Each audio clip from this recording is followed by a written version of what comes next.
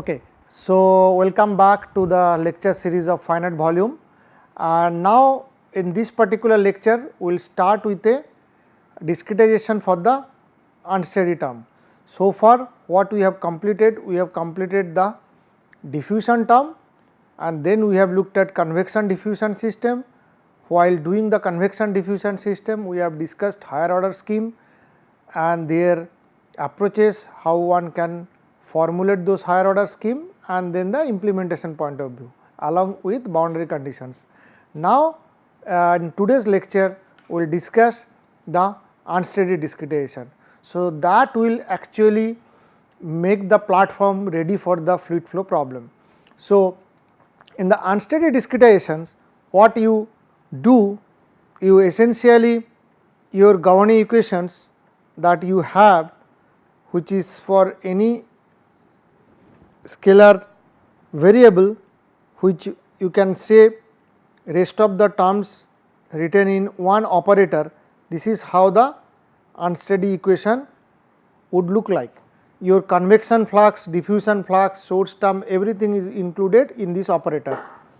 Now, this is the transient term that we need to look at it, or other way one can think that how to discretize this transient term along with the complete set of system.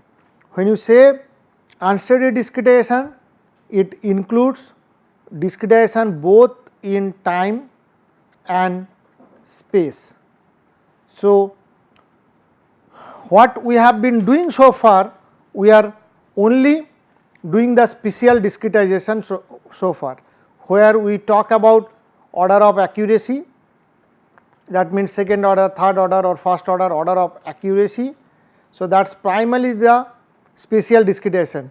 We have not yet discussed anything on time or temporal discretization. So, now in today's lecture we will have a look, and then we will go on detailed discussion on the temporal discretization along with the spatial discretization. So, how would you start with this particular system? So, let us see first in a picture how the, so this is the time coordinate. Essentially one can think about this is a time coordinate, picture of a time coordinate where you see transient and spatial operator, transient and spatial operator. So, these pictures actually give you the complete idea about the whole system. So, this is an unstructured grid element, and as per our notation, this element which we are interested in, and our complete equation is like this, where this guy includes convection flux, diffusion flux, source term. So, everything that includes. So, everything other terms apart from this transient term now has been taken within this operator L phi.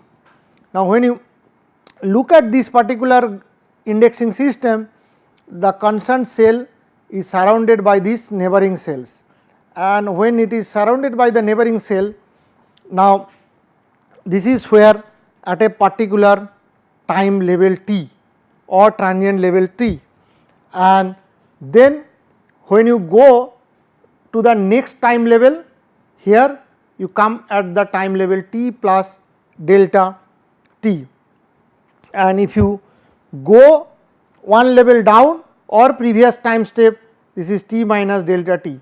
So, you can think about this is how your time coordinate will actually move with your solution, previous time step, present time step, future time step, and this is the transient operator that will work from this time step to this time step, and it will see how the solution actually varies with time. and then from here this will move to the futuristic time scale. Now, if we consider this particular element in the time coordinate, let us say at time level t, and see it, I mean expand that system, then this is what it looks like. So, here your C, and then you have surrounding all the elements like F1, F2, F3, F4, F5, F6, and these are the phases F1, F2, F3, F4, F5, F6, and source term, source or sink term, and then the transient term. So, across the phases you will have convection and diffusion fluxes, which may come in, some phases it may come in, some phases it may go out. Now, if you do the, I mean just over this element C, if you integrate with time, then this operator del t rho phi dV plus Vc L phi dV 0. Now, the special discretization about this, it will get you the del t rho c phi c into Vc plus L phi c at time level t 0. Now, Vc is the volume of C, and all the operator, special operator which is expressed at time instance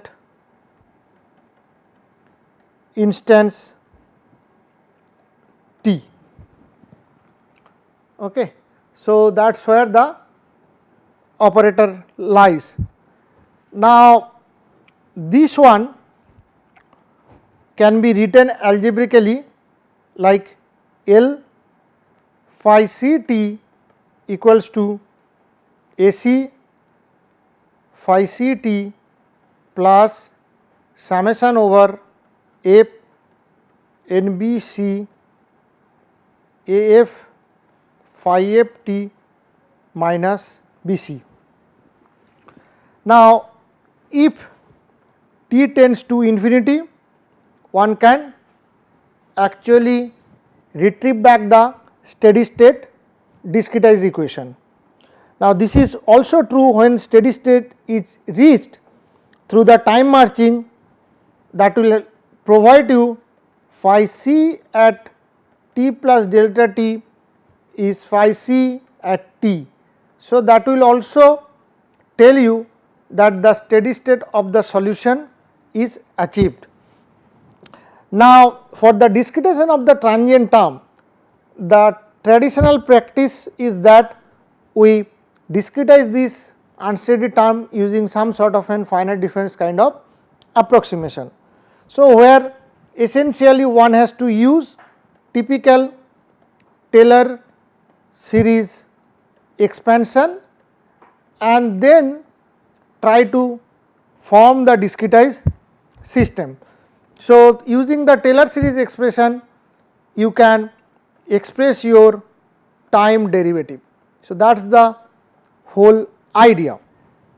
Now, in this way, if we integrate this term, del phi by del t is integrated over temporal element and transform into the, so we want to integrate the term del t by del phi over time and then convert them to a phase fluxes as a similar fashion what we have done for the convection scheme, then it will look similar, except this is done in a transient coordinate system.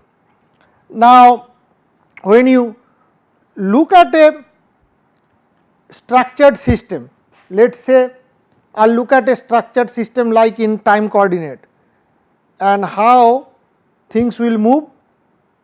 Things will move like this. This is t, then this should be t plus delta t, this is t minus delta t, this is t minus 2 delta t. So, this gap is known as delta t, and this is how you can actually, this is again in the structured kind of grid system, one can think the time coordinate to be a similar to your spatial coordinate. So, it is in the uniform time system. So, basically the time stepping or time step is uniform, which is delta t. So, now one can write for different transient applications.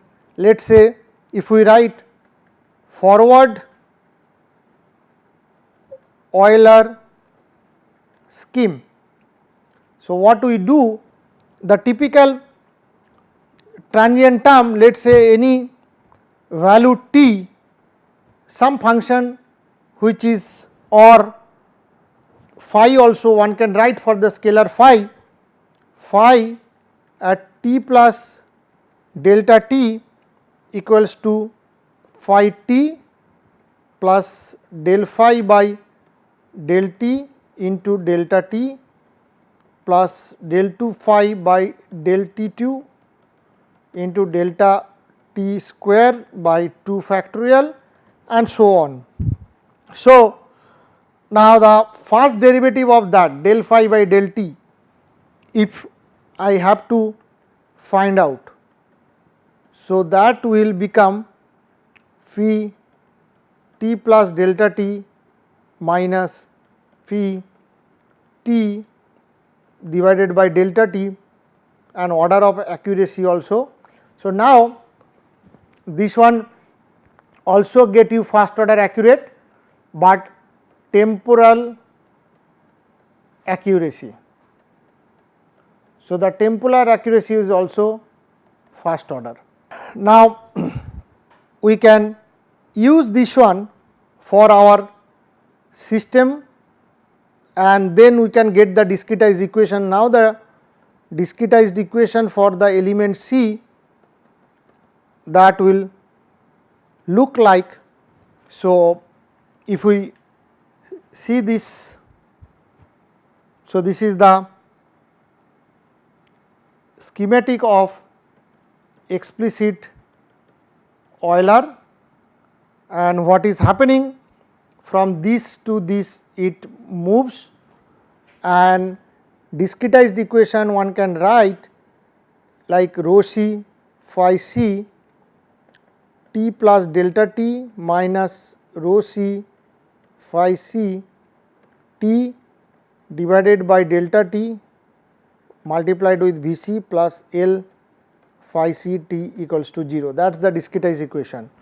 Now, which indicates that this quantity rho c phi c at t plus delta t does not require solving a system of equations, rather one can directly find out this quantity at t plus delta t, because everything else, if you look at it, they are represented at, so one can just expand little bit and write this is t plus delta t equals to delta t into L phi c t plus rho c phi c t V c.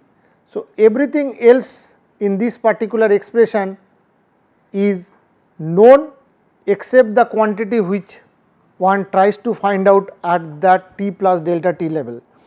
So, it can be evaluated explicitly using the previous time step value. So, this is known as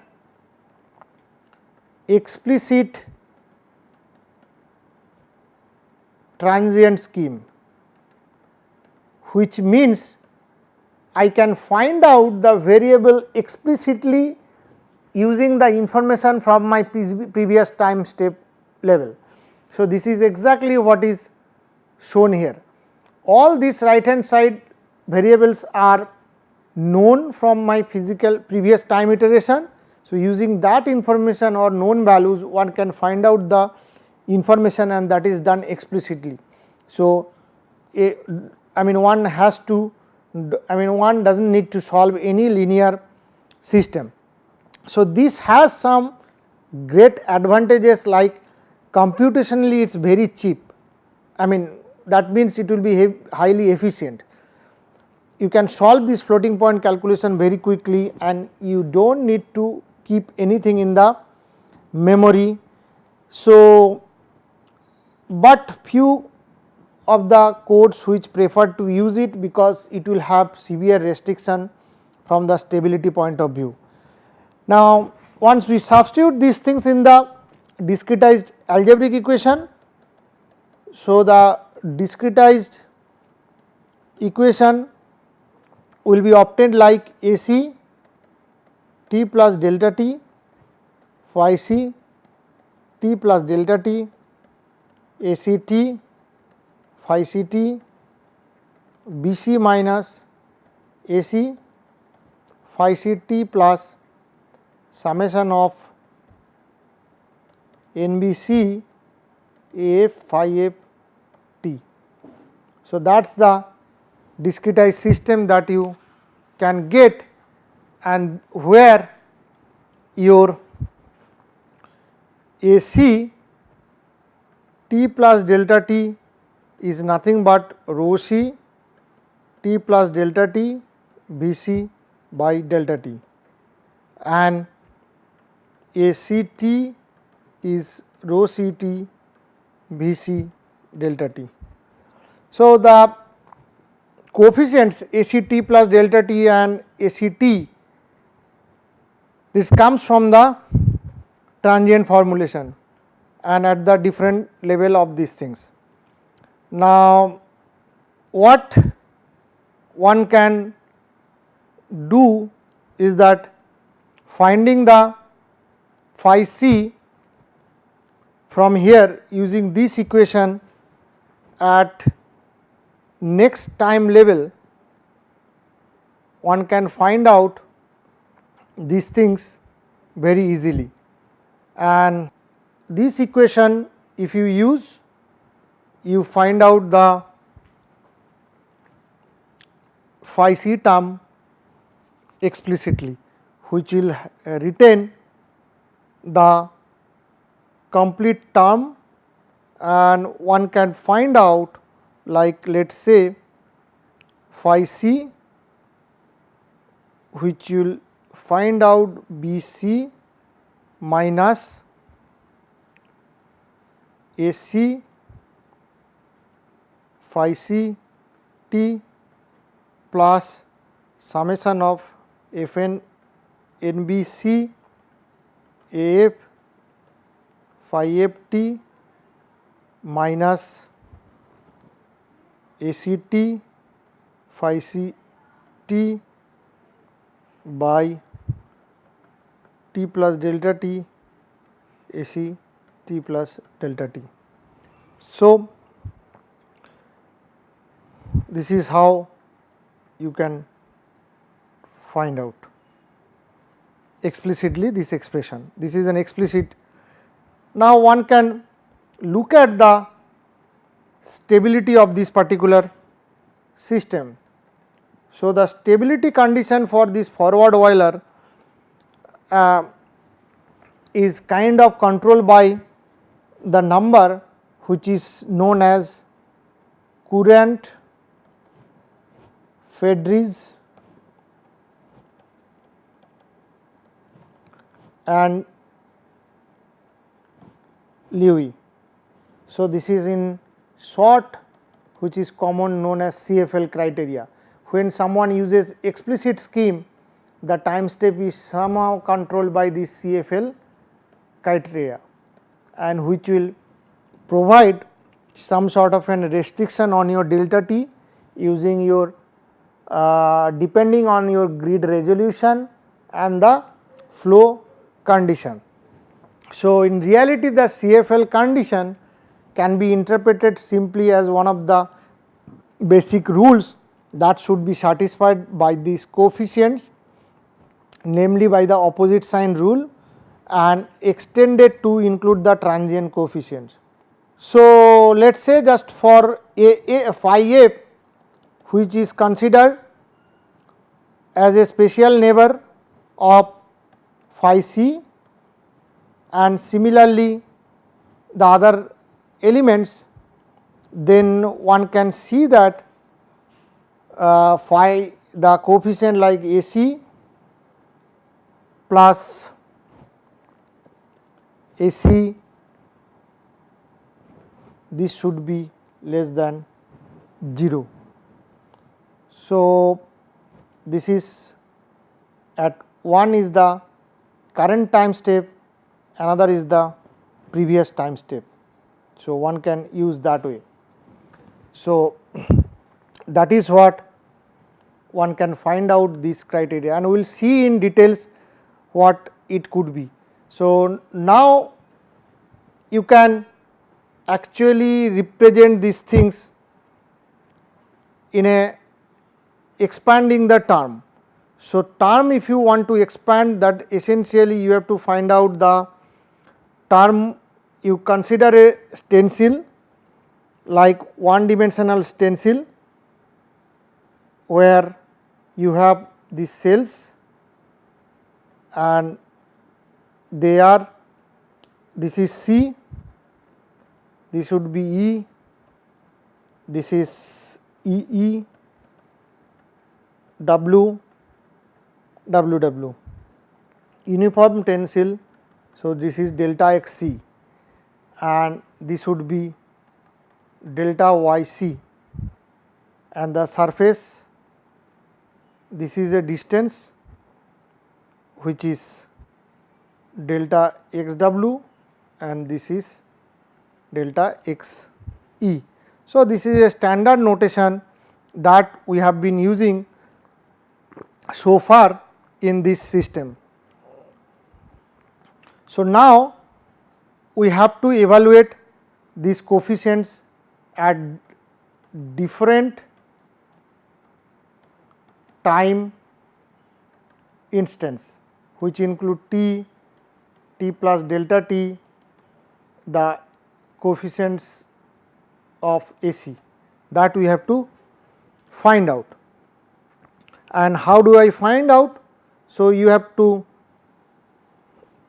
use this using the, like AC is sort of m dot E, which is rho c u c delta y c, that is the conditions.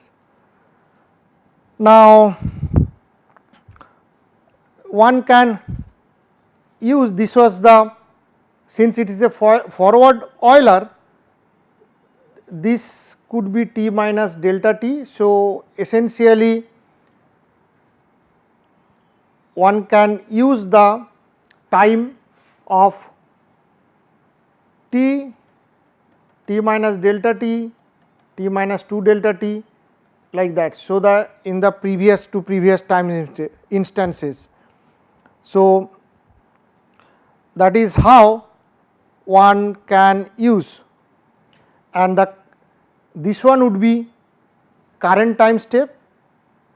So, which includes this one previous time step and the uniformity between that, like a spatial coordinate system, since it is a uniform. So, here also it is a uniform temporal discretization based on delta t. So, that is how one can find out this whole business. Now, AC, which is at current time level, one can, so the previous times level, if you want to find out this whole system, you need to find out from the previous time step, that is the condition. And now this you find out the AC at the current time step, which is the mass flow rate from my previous time step, and then this should be like that. Similarly, out AC at previous time step, which is minus rho c previous time step Vc by delta t. So, that would be minus rho c t minus delta t delta x c delta y c divided by delta t. So, that is how you get at current time step, which is represented by t, and the previous time step t minus delta t. So, now how you find out that this is current time step using the mass flow rate from the previous time step, and this is at the previous time step. Now, the CFL criteria says that it says AC at the current time step plus AC at previous time step, they must be less than 0, which means if I put this in back here, which means rho c u c, which is t minus delta t delta y c plus or rather minus rho c t minus delta t delta x c delta y c divided by delta t less than equals to 0. So, delta y c that goes out, rho c goes out. So, delta t becomes essentially less than equals to delta x c by u c t minus delta t. That is what it becomes. So, what it provides that condition for the time step. So, one can immediately see the explicit scheme has some restriction on. So, when you have a convection dominated flow, the CFL criteria for convection is magnitude of Vc from previous time step into delta t by delta x c. So, that has dependency on the flow field, dependency on the grid resolution. So, these are all what one has to use. So, now and for stability this has to be less than 1, and from there you can find out, because you know the velocity condition, you know the delta c x c from your grid, then you can always find out the delta t. That is the case when we do not consider these things. So, we will stop here today and we will take from here in the follow up lectures. Thank you.